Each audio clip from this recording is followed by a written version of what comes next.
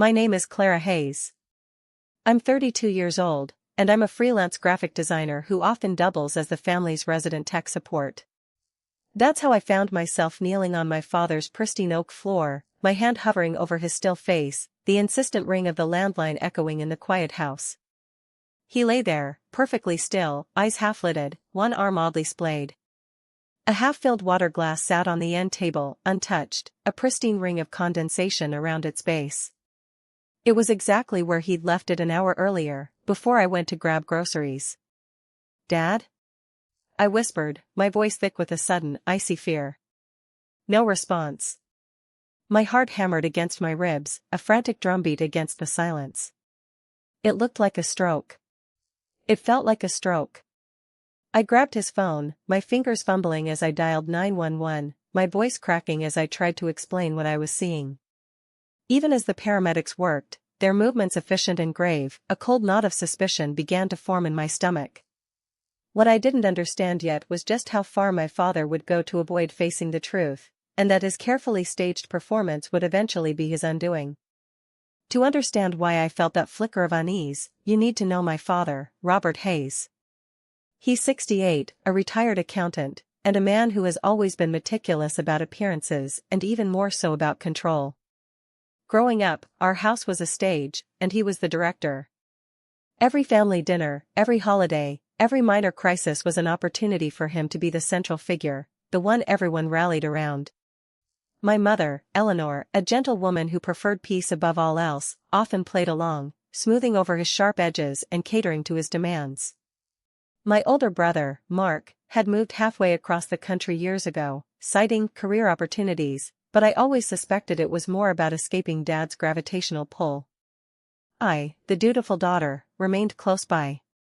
Dad had a long history of minor ailments that always seemed to flare up at inconvenient times, a sudden backache when it was his turn to host Thanksgiving, a mysterious fever when a difficult conversation was looming. These were never serious enough to warrant hospitalization, just enough to shift the focus onto him and absolve him of any responsibility. He'd often leave a glass of water, half full, on his bedside table, a prop in his personal drama, suggesting a thirst he never quite quenched, a frailty he never quite overcame. This stroke, though, felt different. It was a grander production. He'd been under increasing pressure lately. His retirement savings, which he had managed himself, had taken a significant hit in a speculative investment he'd made against my mother's advice. We were talking about a substantial portion of their nest egg, money my mother had worked hard for as a school librarian. The news had just broken that the company he invested in was under investigation for fraud, and a class action lawsuit was imminent.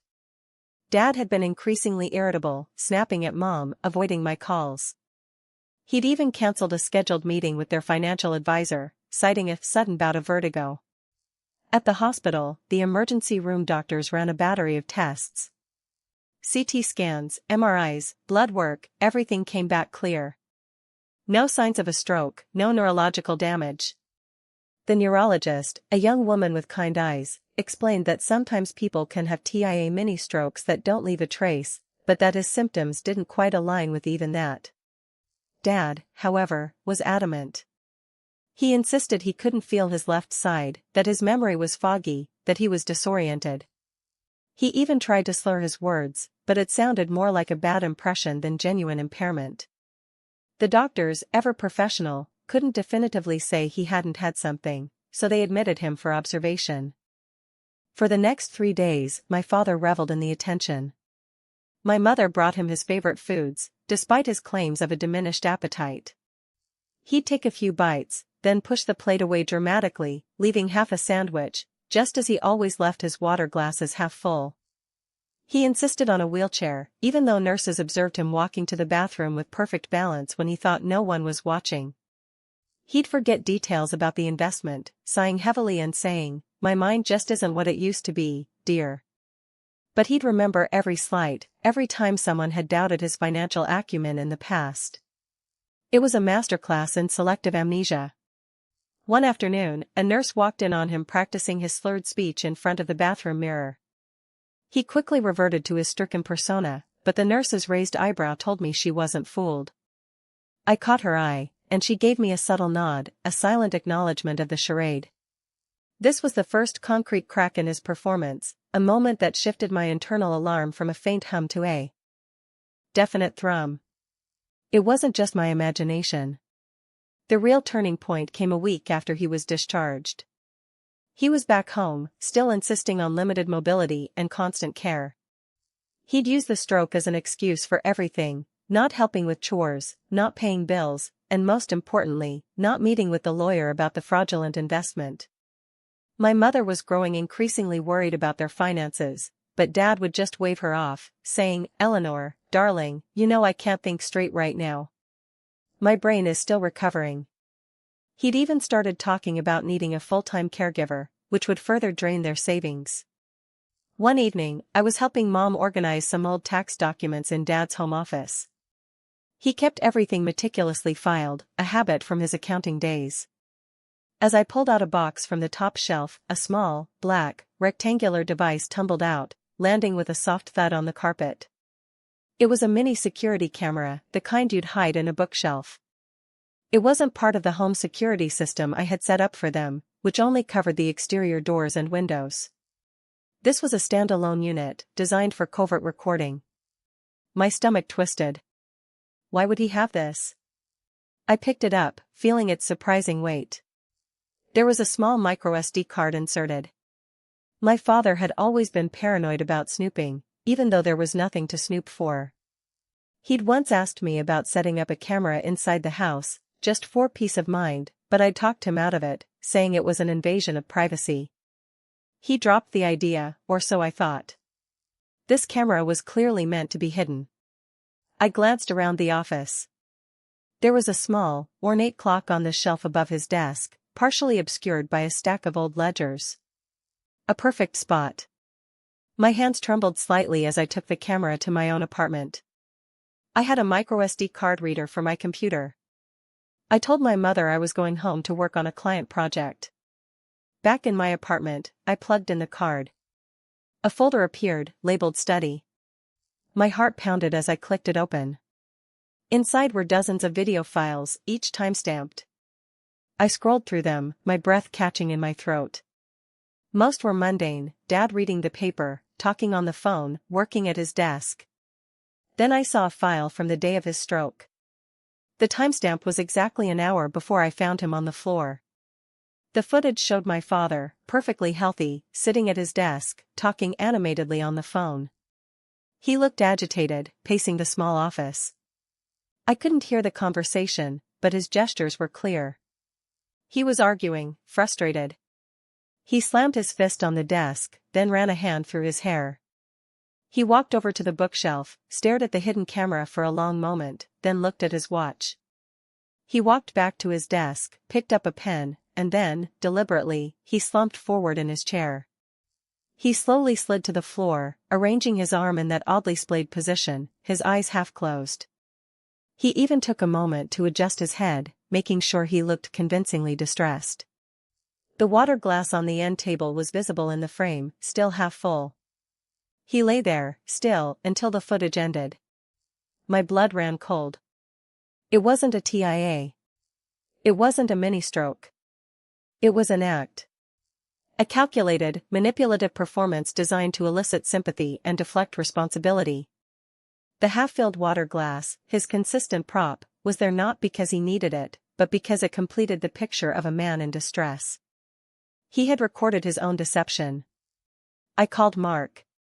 He was quiet for a long time after I explained everything, his usual jovial tone replaced by a grim silence. "I knew it," he finally said, his voice tight. "He always pulls this kind of crap. But a stroke? That's a new low, even for Dad." He suggested I show Mom. "She deserves to know, Clara. She spent her whole life making excuses for him." The next morning, I went to my parents' house.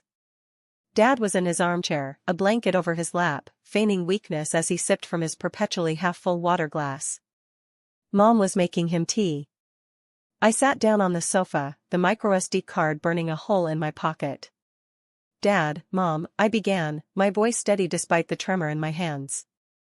"We need to talk about the investment, and about your stroke. Dad immediately bristled. Clara, I'm not up to this. My head is still fuzzy. He went for his usual deflection. No, Dad, I said, pulling out my laptop and the microSD card. I think you're perfectly clear-headed. I found something. I inserted the card and navigated to the video file. I was helping you organize your office yesterday, and I found this camera. The one you hid. It recorded you an hour before I found you on the floor. My mother looked at me, confused, then at Dad, who had gone pale. His half-full water glass clattered against his teeth. I played the footage. The room was silent except for the faint whir of the laptop fan.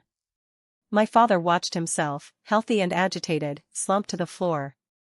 His face was a mask of disbelief, then dawning horror, then pure, unadulterated rage.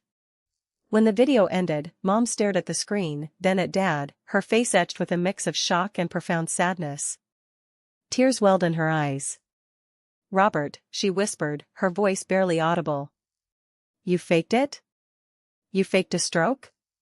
My father exploded. Clara, how dare you? You snooped.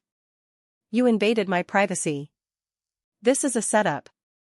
He tried to snatch the laptop, but I pulled it away. I was just resting. I felt faint. That camera doesn't show the whole story. It shows enough, Dad, I said, my voice firm. It shows you staging a medical emergency to avoid dealing with the consequences of your actions. It shows you manipulating Mom and me, making us worry sick, just so you wouldn't have to face your mistakes. My mother got up, slowly, her eyes never leaving my father's face. All those years, she said, her voice cracking. All those little illnesses, all the times you needed attention. I just thought you were fragile. I believed you. She turned to me. Where did you find this camera, Clara? I explained about him asking me about indoor cameras, and how I'd found it hidden. He installed it himself, Mom. He wanted to record something, probably to prove he was sick, or maybe to see who was snooping if he was gone. The confrontation lasted for hours.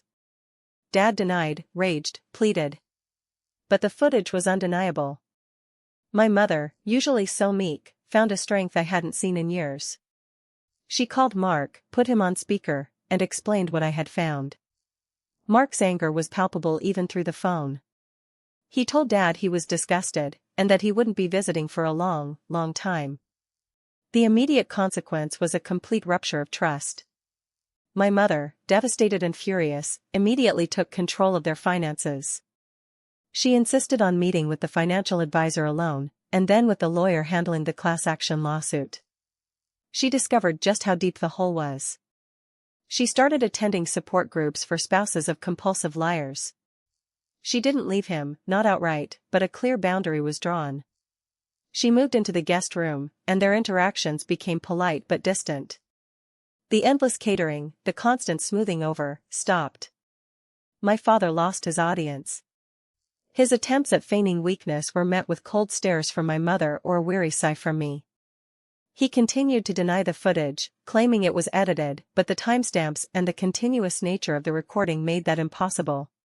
He was forced to confront the reality of his financial situation and the legal battle ahead, without the shield of his stroke. The attention he craved now came in the form of quiet disappointment and a profound loss of respect. Months later, the house felt different. Quieter. The half-filled water glass that had been a constant presence on his end table was gone. My mother had cleared it away, along with all the other little props of his performance.